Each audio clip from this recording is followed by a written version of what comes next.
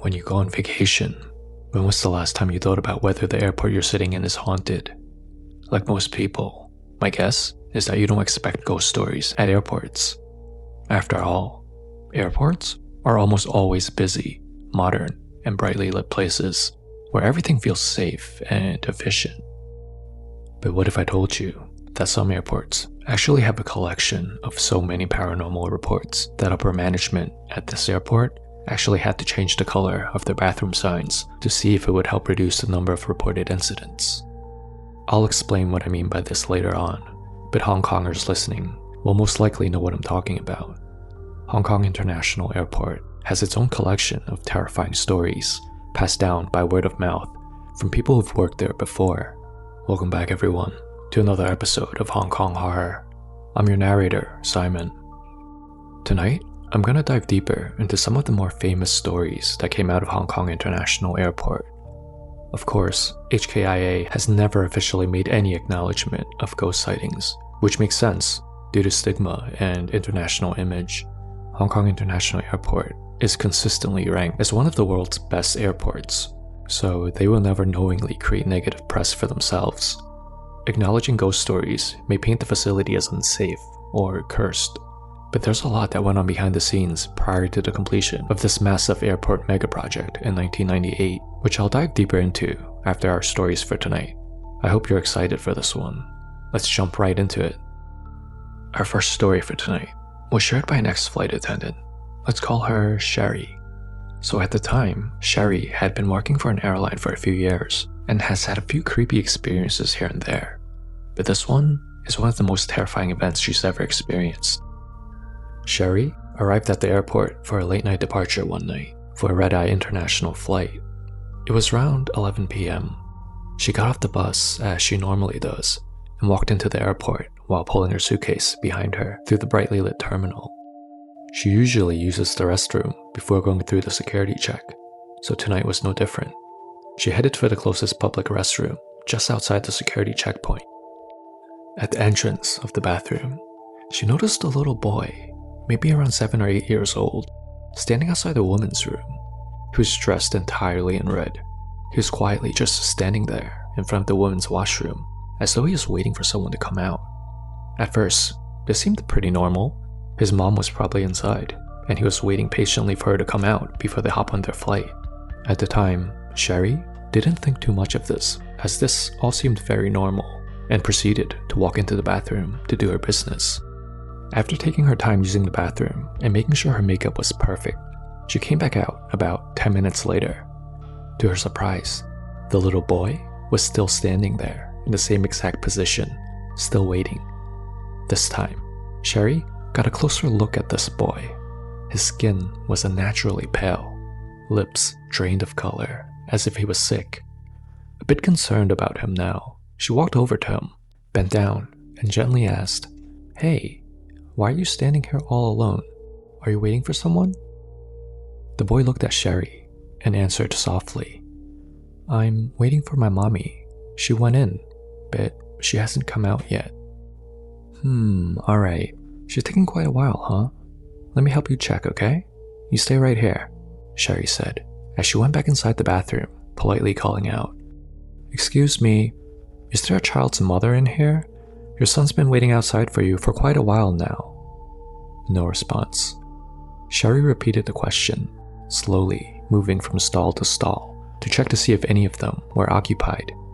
Each door swung open easily as she gently pushed them, revealing no one inside. At the furthest stall, she felt some resistance, as if someone forgot to bolt the door and was trying to stop her from opening it. She quickly apologized, thinking that maybe someone was inside. She called out again to ask if someone was inside. Silence, so Sherry tried gently pushing the door open again. There was no resistance this time, and the door swung open. It was totally empty in the stall, just like the others. Confused, she turned back toward the sinks. That's when she saw something that startled her and made her jump backwards instinctively. There was a woman with long black hair, wearing a red dress, standing in front of the mirror, brushing her hair slowly. Sherry froze with her back against the stalls, staring at this woman. She didn't hear anyone come in. The sinks were also further in the restroom, so to get to them, this woman would have had to walk past Sherry. When Sherry was checking the stalls, she definitely didn't see anyone walk past. That's when Sherry noticed a detail about this woman that made her blood run cold. As Sherry looked down, she noticed that this woman didn't have any legs. She could clearly see where the dress ends, but nothing after that. No legs, no feet. Terrified, Sherry kept trying to back up, but her back was already pushed up against the stalls. There was nowhere else for her to go. She tried to scream, but nothing came out. She couldn't take her eyes off this woman. The woman slowly turned her head towards Sherry, and their eyes locked in the mirror. The lights in the restroom flickered and then dimmed. The woman stopped combing her long black hair, then smiled at Sherry in a very unnatural and stiff way. And then, as though weightless, she drifted past Sherry and out through the restroom entrance. The lights snapped back to normal. Sherry stood there in shock for a few seconds before she fled in panic. Outside, the little boy in the red outfit had vanished as well. Later, when she told her colleagues what happened, word about this incident spread like wildfire at the airport. Eventually, it even reached upper management, where they supposedly even reviewed the security footage. On the video, the staff saw exactly what she described: Sherry speaking with the little boy in red, and then her re-entering the bathroom before a semi-transparent woman in red drifted out, followed by the boy, both slowly dissolving into nothing. According to many people, this is the infamous event that prompted management to quietly change something about the airport that most people would not even notice. When this airport first opened, all of the bathroom signs for the women's washrooms were marked with a red logo, while men's were in blue. But shortly after this incident blew up, most, if not all, of the restroom signs at this airport were changed to blue.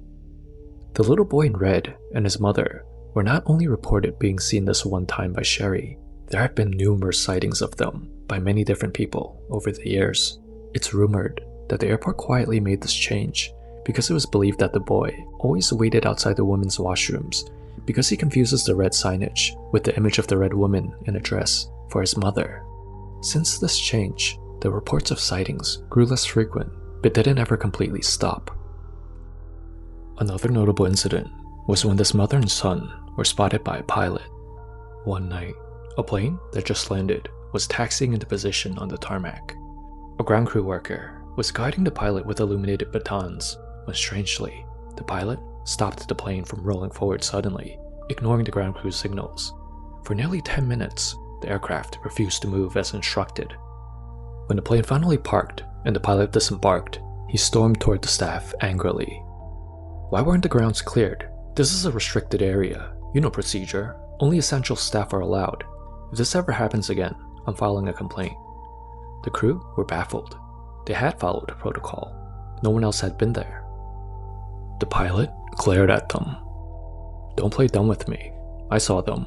A woman in red and a little boy standing right beside her, waving at me from the tarmac. Someone must have let their wife and kid in to watch the planes land." The pilot stormed off in anger. A week later, unrelated or not, the same pilot died in a traffic accident on his way to work.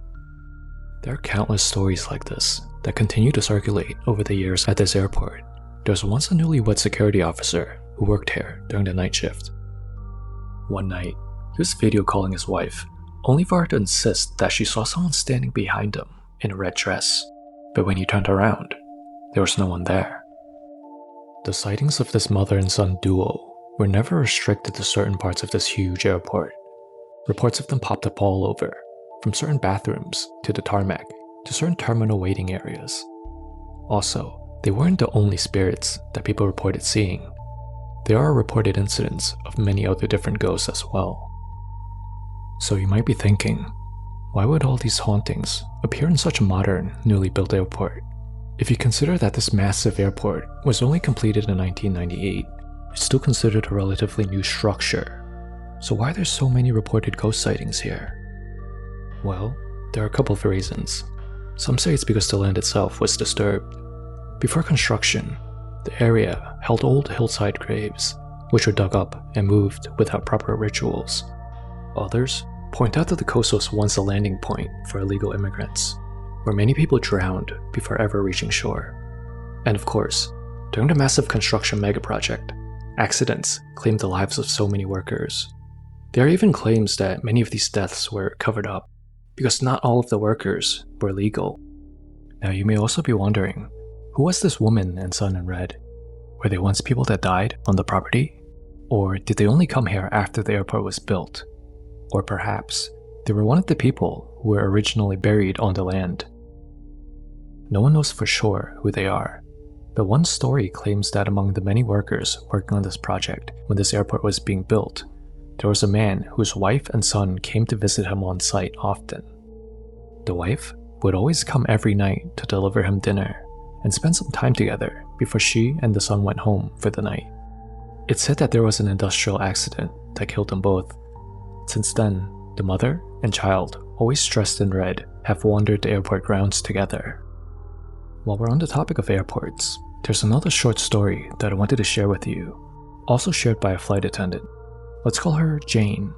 Jane's home base was Hong Kong, and she flew the same international flight every trip, so it was always a long-haul flight for her. Now, for these long-haul flights, which are usually 8 hours or more, the flight attendants don't work the whole flight straight.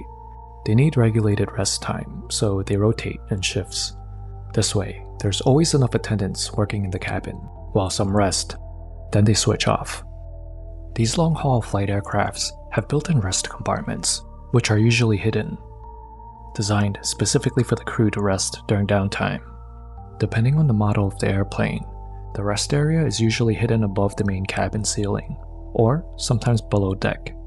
On this particular trip, Jane was working the flight returning to Hong Kong. It was a pretty packed flight. There was nothing out of the ordinary with the shift until they were almost back in Hong Kong. Jane had just finished her rest shift, and as she was coming back down to begin working again, she noticed an old woman sitting by herself by the stairs. Jane bent down and asked her if she could help her with anything and why she was sitting there. The old woman looked up and said that she had got turned around and doesn't really remember where she was. Jane didn't really understand what this old woman meant, so she assumed that she forgot where her seat was, which was understandable. It was quite a large aircraft, and with so many seats, it's not too far-fetched that an elderly person could have forgotten her seat number. So Jane asked for her name, but she couldn't find her on the passenger manifest. So Jane asked if she was flying with anyone today. The old woman nodded and said that she was going home with her husband, and gave Jane the name of her husband. Jane looked up the name of the husband, and finally located his seat. "Please stay right here, ma'am. I'll go tell your husband to come pick you up back to your seat, alright?" The old woman nodded, smiled politely, and thanked Jane for her help. As Jane made her way to the seat where this old woman's husband sits. A few moments later, Jane located the husband of the woman, who sat in an aisle seat near the back of the aircraft. He was elderly as well, and was sleeping peacefully in the seat. Jane tapped the man to wake him, then asked, "Excuse me, sir, I'm so sorry to wake you, but I just bumped into your wife near the front of the aircraft. She said that she's lost and doesn't remember where she sits. I told her I would come get you for you to go pick her up. Do you want to come with me to go get her?" The old man looked confused as he heard this. That's when he shared something that stopped Jane in her tracks. This old man shared that he was indeed flying with his wife today, returning home to Hong Kong, but not in the traditional sense that you would think. She was on this flight, but not in a seat. She was flying in the storage area. This man's wife had passed away overseas, so he was returning home with her body, so she never had a seat number. Jane apologized profusely and left quickly to return to the front of the plane, now flustered. She went back to where she first saw the old woman sitting by herself, but she couldn't find her again, anywhere. Alright, so I think you know what I'm going to ask next by now, right? What do you guys think happened here to Jane? Stories like this one are more common than you would think. In Chinese belief, when someone dies away from home, their soul is said to often linger or travel together with the body until it's properly returned home. The deceased may not even realize that they have died. They continue to act as if they're alive, looking for their loved ones or asking for help. The fact that Jane saw this old woman sitting by the stairs could be explained as her spirit accompanying her husband on their flight home together. Also, the place where the body could have been stored may have been near the front of the plane, at the lower level with storage, which may explain why she was sitting up there. When Jane asked the old woman about her seat, this woman seemed confused, saying she doesn't remember where she was. This actually reflects a common cultural belief that she has not yet been fully guided to the afterlife and is currently in a liminal state between the spirit world and the living world. She knows something isn't quite right, but she still interacts with the living in fragmented, half-confused ways. So this makes me think that this old woman knew that she was going home with her husband, but she may not have fully realized that she has passed away yet. Airplanes in flight are actually also considered very liminal places, in the air between lands, suspended between worlds. In Chinese ghost lore, liminal spaces are where encounters most often happen. Hotels, hospitals, and airplanes, to name a few examples of liminal spaces. Jane, being a flight attendant, places her directly in contact with these between places, which culturally makes her more likely to encounter wandering souls. Though the story is quite creepy, most older Chinese people wouldn't consider this a horror story, but rather a story of love and attachment. Jane's experience with this old woman was not a threatening one, but rather a sign of love. The wife's spirit accompanied her husband to go back home one last time together. Thank you all for watching up to this point. I hope you enjoyed this week's stories, and I look forward to sharing more with you next week.